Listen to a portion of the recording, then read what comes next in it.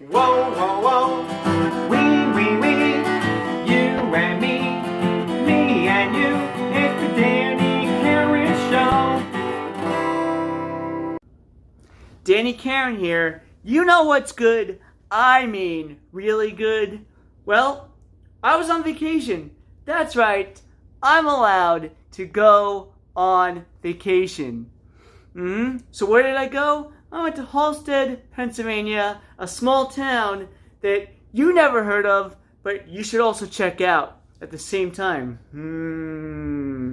Anyway, I was there for a few days, and driving on those roads are kind of interesting because you'll start off on one road and it'll be like 35 miles per hour, and then it'll go to like 55, then 60, and then 70. It's just like, whoa, what is this? I thought this was like a small town road, and now it's like a gigantic highway. Like, what's the deal with that? I don't even know. It's crazy. Like, I've never experienced anything like that before because here on Long Island, we can only go 55.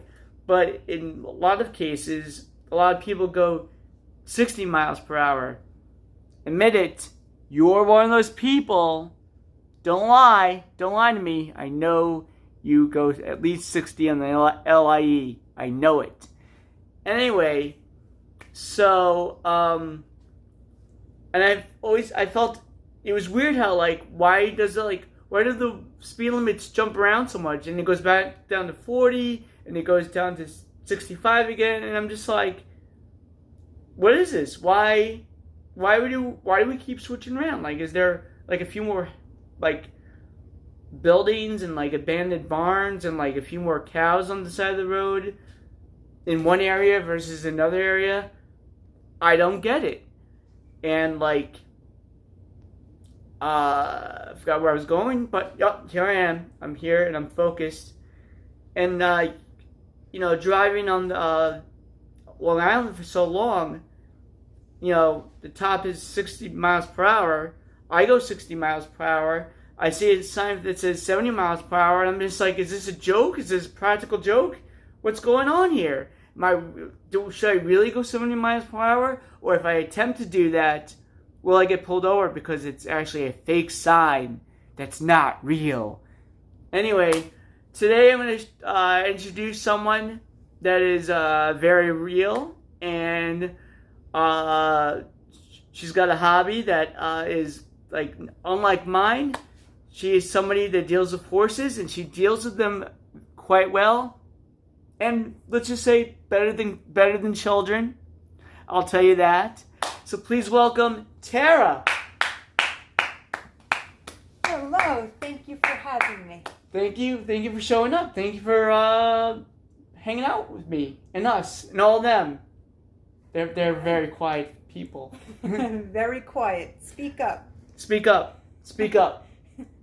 Some of them are over there, as you can see. Anyway, so tell us about what got you into working with horses. Well, it all started, my mother started it, having me go on pony rides when I was a little kid. Then South Haven Stables used to do trail riding. Right. And I did that all the time, but even before that, I begged and begged to get a horse. Really? And I got my boy in '96, and then my first actual working was at the barn that we boarded at. And I got to go there and spend all day or after school half the day working around the barn, learning a lot, and getting a bunch of time to spend with my horse. Wow. What was your first horse's name? Buddy. So what was your first horse-related job? Well, aside from at the stable, my first real job where, on the books type of deal was at a place that took care of racehorses. They trained racehorses. We had layups, and yeah, that was pretty much it. Training babies, layups, and retraining, getting them back into shape to go to the track. So, was like upstate New York by the Finger Lakes or no? No, that was when I worked at Finger Lakes. This was in Farmingville. Really? Yeah. So how is this place in Farmingville different from up by the Finger Lakes where you used to work? It's a lot more relaxed, or it was. It's not there anymore. It was at the racetrack. You have to get there at like 5 a.m, and it's rush, rush, rush. Get all the Really? horses out to exercise, wash them, walk them out, and put them back, wrap their legs. At the place, it was much more mellow. It had different types of horses, from babies needing to be trained to, like I said, layups and the whatnot. So they got a lot more personal attention. It was not a rush thing. It was much more relaxed and enjoyable, to be quite honest. And you didn't have to wake up at the crack of dawn, which was a big... Wow. So a lot of people, you mentioned the word layup, and a lot of people, especially me, who are basketball fans, they think of layups as like, to like roll the ball into, not really roll, but like kind of like easily put the ball into the hoop. So what is your definition of a layup? Like a horse person, what is a horse person layup? It's when they need time off. They have a little injury and they need some recuperation time. Really? Yeah. So I don't know what kind of word you use it with sports involving people. A basketball person getting injured, that's not a layup. No, it's like DL, disability, injury, okay. stuff of that nature. But tell us about your current horse, Bojack Horseman. He is a Mustang that I adopted, Mm-hmm. a wild Mustang. He came from Nevada. He was picked up 3 years ago. He was a yearling, which is a year old. People don't know that. People don't know the horse term for a year old. It's kind of cute. And I like that. So I found him at the online auction. I saw that he was put together nice. In the video, he moved nice, aka good mover. And now the terms are more relatable. Good mover means you move good. A layup, it could be a variety of different things. But hey, at least we have some commonality going on. We know what a good mover is. Yes. Yeah, it means the horse moves good. Yes. Yes. So, like I said, in the video and the pictures, he was only a year old, and okay, he's 4 now, and it was an auction to pick up in Ithaca. They had, Wow. That's the closest auction that they have, so they shipped him over for free, and so I picked him up without seeing him in person, and it was really worked out good because he is a very, very good boy. My first experience with the Mustang. Really? And yes, so I just kind of jumped in on it. I have a lot of experience with other horses. Yes, so I picked him up in Ithaca and brought him back to Long Island, and he was a very good boy. Hopped on the trailer nice, hopped off the trailer, and very, very mellow for a 4-year-old, especially a so-called wild horse. Mm-hmm. And he's been very easy to tame, and he's in training now, and he's doing very, very well. Awesome. Took a couple of weeks to get him to not be afraid of us. I looked at it as if we were abducted by aliens, because creepy creatures that took him away from his wild home and,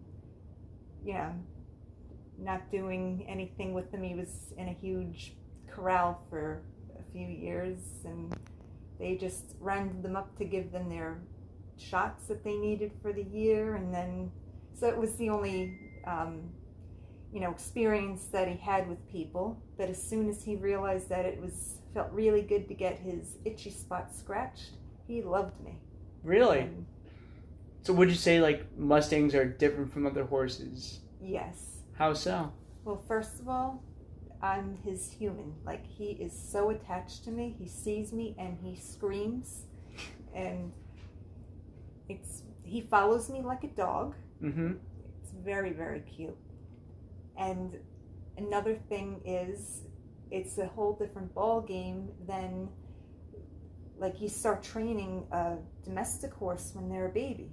Mm-hmm. And he's learning things that a horse would have been taught as a baby as a 4-year-old. So it's a whole different ball game with teaching them to lead and everything. Wow. Yes. Interesting. Just even putting a halter on a baby who's a tiny little thing, a lot easier than on a full-grown horse. So when we talk about babies, we're talking about horses, not humans. Foals. So that's the technical term, a foal. a foal. Yeah, foal. F-O-A-L. F-O-L-L. No, A-L. A-L. Full. Yes. Foal. Like the gas tank is full. No, foal. Foe. It sounds like F-O-L-E, but it's F-O-A-L. Full. Weird. Man, I have like speech problems when I was a kid, and now they're coming back, and it's all thanks to you, and my whole career's over. That's why I said baby. Baby, got it. Man, and I couldn't tell if you were talking about human babies or horse babies, and I got a little scared. I would never talk good about two-legged babies. Parents, you didn't hear that.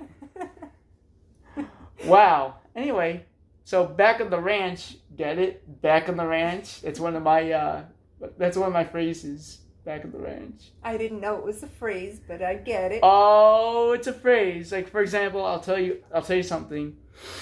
So you're talking about two different things, right?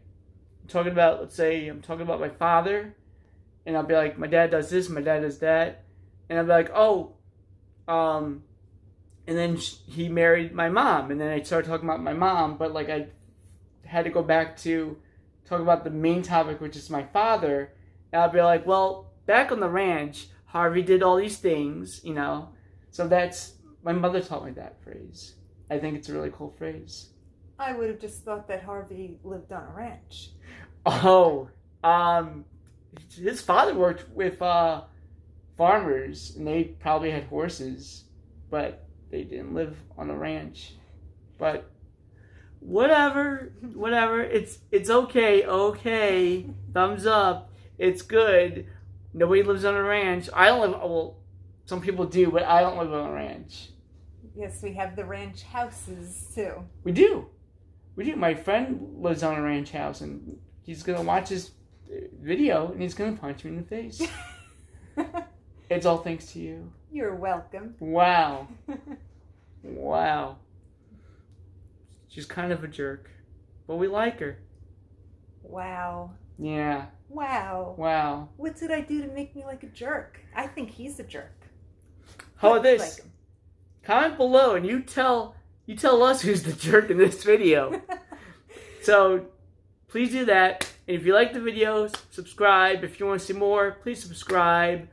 I'm gonna thank you for coming on to the show today. You're welcome. And thanks for inviting me. It's a pleasure. Always a pleasure. And if you like the video, subscribe. If you don't like the video, subscribe. If you want to see more of the Danny Karen Show, please subscribe. Hang out with us. This is Tara. You know who I am. I'm Danny Karen. And that's the end of that. See ya.